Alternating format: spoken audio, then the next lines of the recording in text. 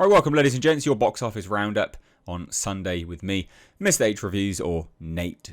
We are going to be taking a look at Mickey 17 beating Captain America Brave New World, but also Mickey 17 being a flop as well, basically, because it is a flop. It's a pretty big failure for Warner Brothers. It needs $400 million to break even, and it has now taken just over $50 million globally, which is not good at all. It still needs $375 million to start breaking even, which is never going to do. But in the long run, it will end up making some money, I would imagine. However, it has beaten Captain America Brave New World, and it has taken the top spot at the box office. So let's dive right into it, ladies and gents. Hit subscribe if you're new here, or indeed you're a returning viewer. One of the 50% that watch the channel that are not subscribed, and you keep coming back. Genuinely, all sort of presentation to one side, just on a level, it really does help a channel out if you could hit subscribe. There's a lot of you that keep coming back, so it would mean the world to me if you did, but don't worry if not. Thanks in advance if you do. Let's dive right into this. So, Deadline always has the very best in terms of the box office breakdown and their reporting. They just do. It's always the best way to take a look at all of this stuff. Lots of people really rate Grace Randall from Beyond the Trailer and her movie math. She literally just takes it from Deadline. So just as an FYI, Deadline is good, and pretty much everyone uses them as their baseline for stuff like this. They're good. They're not so good on other things, by the way, as per their shilling for Kathleen Kennedy lately. But for the box office, they are very good. So what's it saying? Right, Warner Brothers and Plan B Entertainment's Mickey 17, it did $19.1 million domestic. It's not great. It's not great at all. This weekend did $43.6 million global. So for an opening, globally, that's terrible. And the running worldwide tally is now $53.3 million. It's not good. And bearing in mind, this is a film which I personally actually want to go and see, and I personally think looks good. So I'm not being intentionally harsh on it. But this is a disaster. It's just a disaster. There's no two ways about it. It's not good. As they say here, it cost $118 million. And that's before marketing. And they also say further down in this article that they think anyway, that the marketing will be somewhere in the region of it's like $80 odd million that they've put it at, which is, here you go, $80 million. Global P&A is figured around $80 million.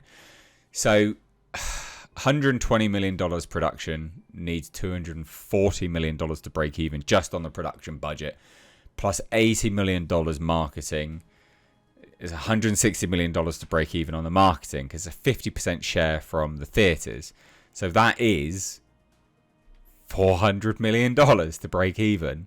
Now they've taken 53, so it's just over 25 million that they've got now, which does mean they need about 375 million to start breaking even. Yeah, it's not good. It's not good at all.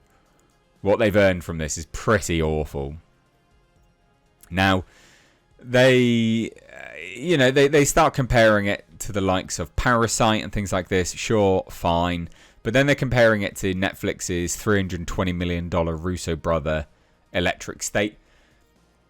And they make a commentary here, as you can see, movie executives being frustrated by Electric State not being considered a flop.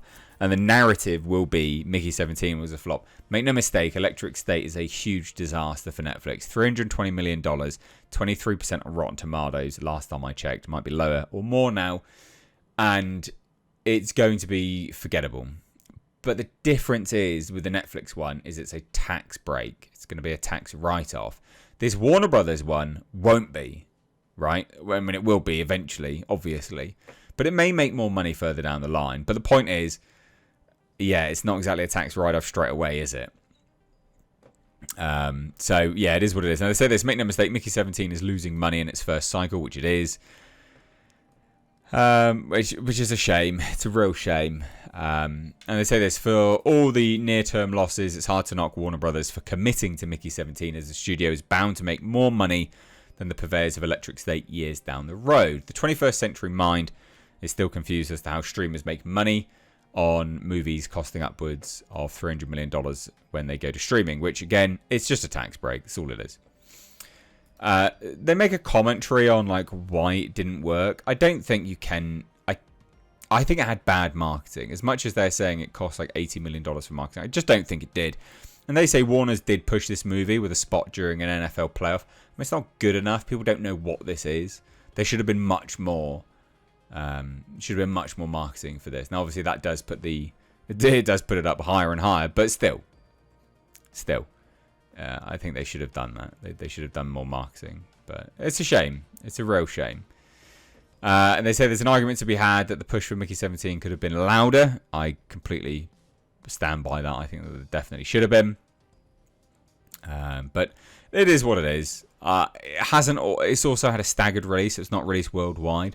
And I think that's going to affect it as well. Because there's not as many people talking about it as there should be online all at the same time. So, yeah, it's a shame. It is a massive shame. But it compares okay to other movies which they would sort of put it up against anyway. But we'll scroll through this because, yeah, some other films have not done particularly great this weekend either. And then we have this as a breakdown, which is, of course, Captain America Brave New World. It was a disaster. I mean, 43% down on its last weekend is pretty dog shit. It only did $8.5 million this weekend across 3 days, Friday, Saturday, Sunday. That's really bad. That's really bad. 43% down from the last weekend. If it continues on this trend now, again, it's done $176.5 million domestic, sorry, not worldwide. That's boy howdy, in week 4, and it can't cross $200 million in week 4 by week 4. That's terrible. That's really, really bad. Bearing in mind, Disney would want this market to be the biggest market because, of course, that is the market that they get the most money from. So, pretty huge disaster, actually. Pretty huge disaster. Unfortunate, I guess. But Anora, I know this is one of those films that had Oscar buzz and won Oscars, as far as I'm aware. Week 21. I wonder if this will be a movie, Captain America Brave New World will be a movie that sticks around that long. I don't think it will be because Disney will have to move it to their streaming platform, which means they cannibalize their own theatrical, which is the issue with these theatrical movies. Mufasa's still hanging in there, though. That's a good indicator that it could hang around for a little bit at the very least with week 12. So that's it. There's not much there. I mean, the Lost Lands. Fucking, why did anyone... God. Garbage movie. $1 million opening weekend. $1 million opening weekend in the Lost Lands. Fucking hell. That's the Dave Bautista movie with Mila Jovovich in it. It looks terrible. It's just entirely shot on a soundstage. So there's the box office. The take homes from this are Mickey 17 is still a flop. But Captain America Brave New World is a pretty huge disaster as well. No one's winning lately. And maybe you can say what you think down below. Why no one's winning at the box office lately. But I do think that this spells disaster for movies coming up, potentially. But what do you guys think? Let me know down below. Take care. Bye-bye now.